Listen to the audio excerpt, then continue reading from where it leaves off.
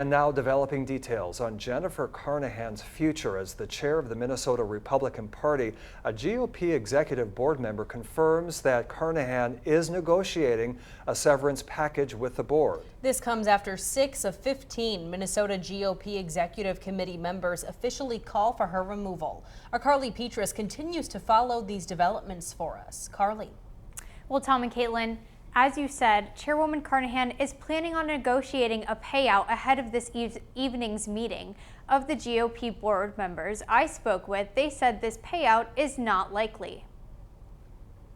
Jennifer Carnahan's time as GOP chair may be numbered. Even if she survives tonight, I'm sure that the first thing that will happen tomorrow is whatever group, and I think that there's more than one actually, that has come together to get signatures and get names on a list.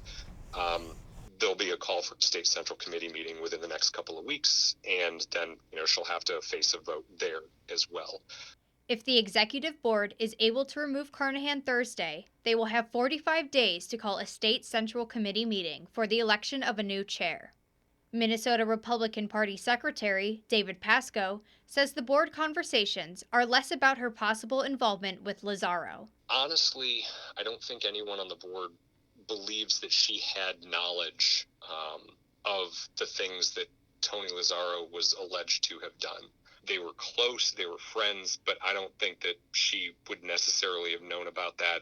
It's these other harassment claims that have come forward, and just the sum total of all of this together shows that there's a real inability for her to remain as the party chair. Ahead of the meeting, Republican lawmakers and leaders continue to express their opinions regarding the allegations against Carnahan.